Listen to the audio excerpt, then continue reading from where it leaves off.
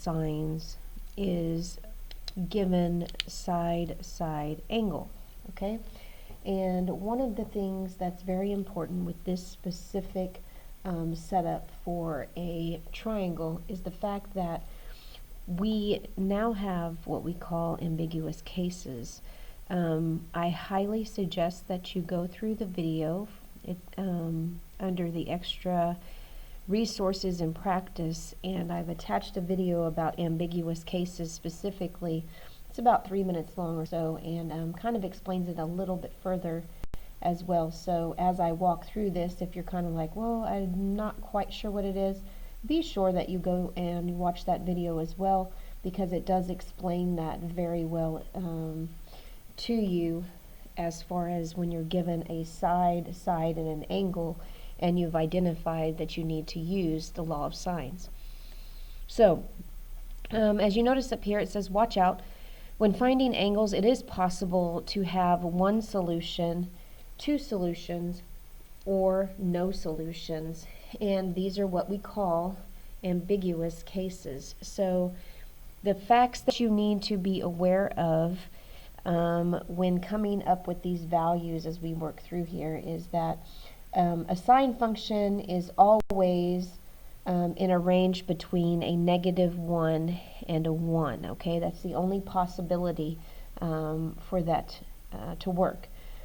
Also, angles with a positive sine value can lie in your quadrant 1 or 2. Remember that we've talked about this in our unit circle, that when dealing with sine, if we're looking at our quadrants, and remember this, all students take calculus. Okay, this is your first quadrant, which means all of your trig functions are positive, and this is your second one where sine is positive. So that's what this is talking about here. Be sure that they are positive values in the first and second quadrant.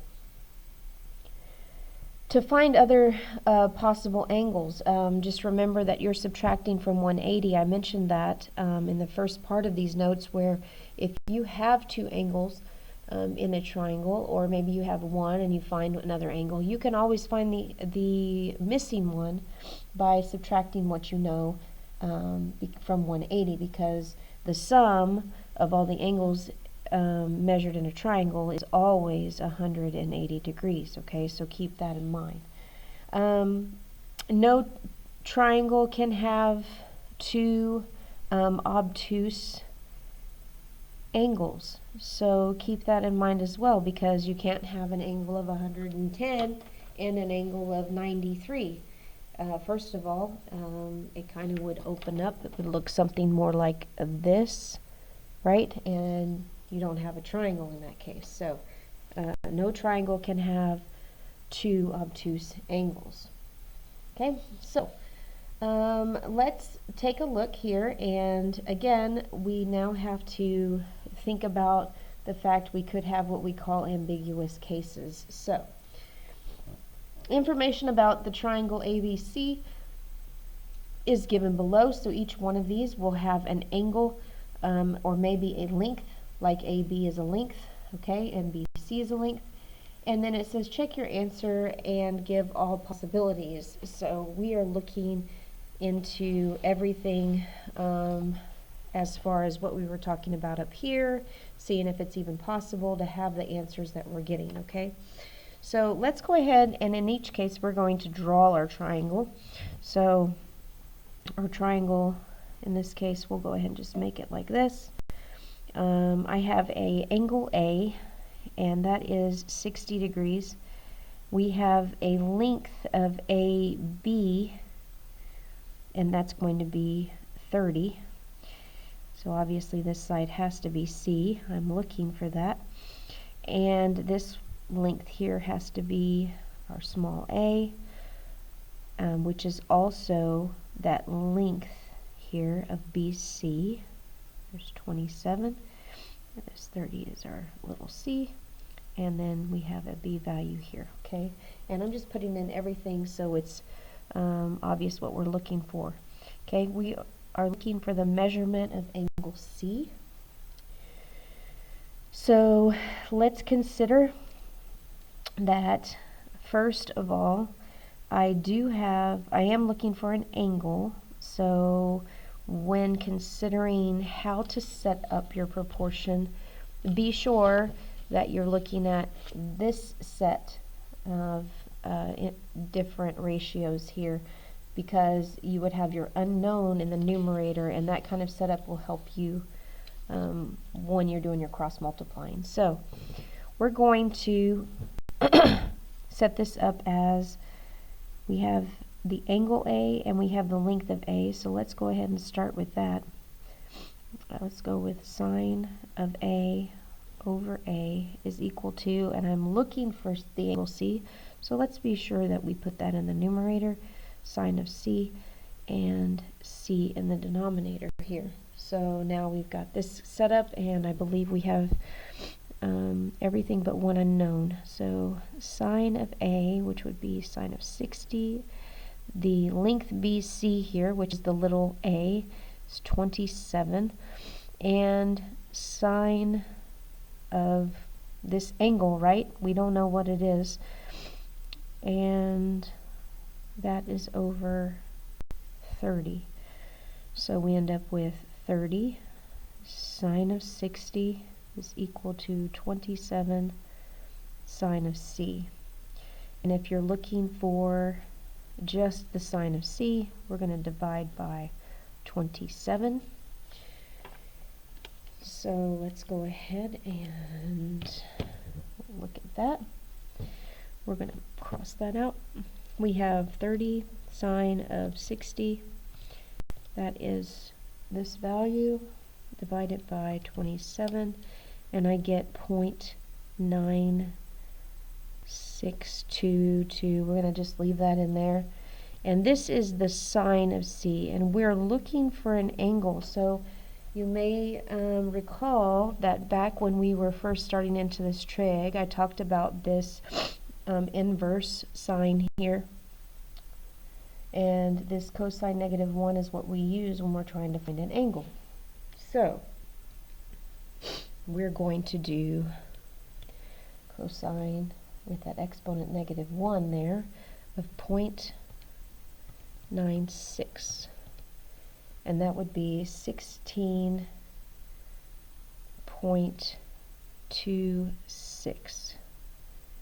16.26.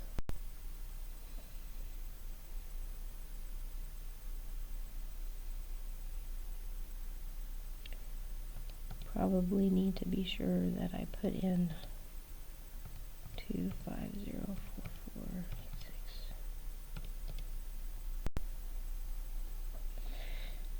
15.79.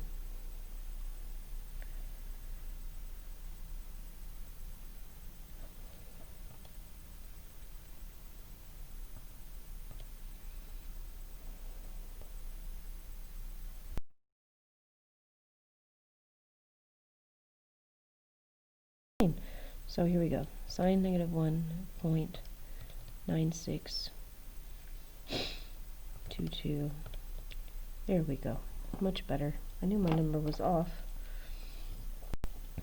Alright, so we have the measurement for angle C as 74 point, doesn't say how many to go. Let's just go with one decimal place, so 74.2. Okay, 74.2. Alright, so that means we have an angle here of 74.2, right? So this is where we have to consider making sure that the angles only add up to 180. So if I was looking at the 60 plus the 74.2, I get 134, which is less than 180, right? And then if I consider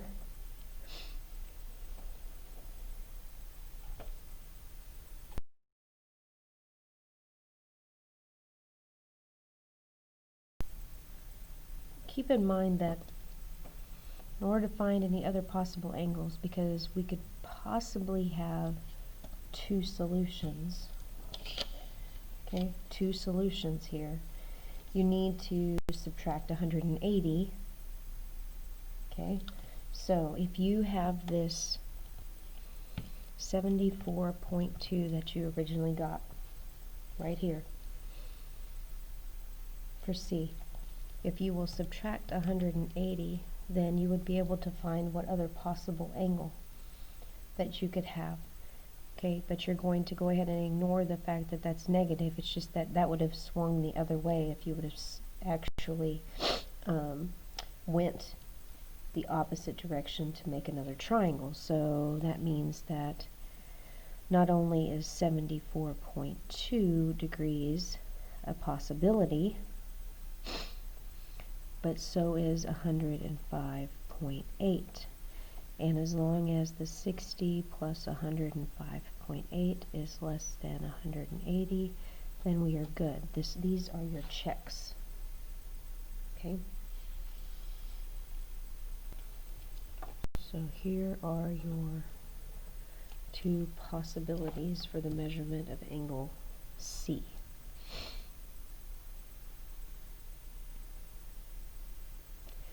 All right, number 7. So number 7, we're going to go ahead and draw our triangle A, B, C. We have an angle of 98. We have the length AC. It's also B here, so that's 34. We have the length AB of 26, so that's for small c, and it wants us to find the angle measurement of B. So it looks like I have, since I'm looking for a measurement of an angle, I have C here, so let's go ahead and start with the sine of C, putting angles on top, since that's what we're going to look for as far as an angle. So I have the sine of 89, that's over 26, and then sine of B over the length of 34. Let's do some cross multiplying here. So 26 sine of B is equal to 34 sine 89. Let's divide this by 26. So the sine of B is equal to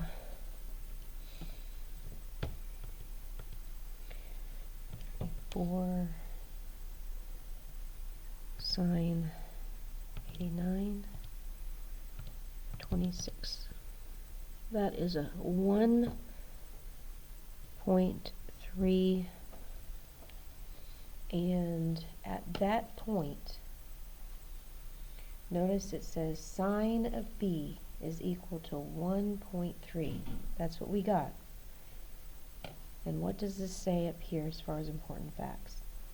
The sine function always has to be between a -1 and a 1. So when we found out this to be 1.3, the sine of that angle, you could automatically say that there is no solution for this problem. No solution at all.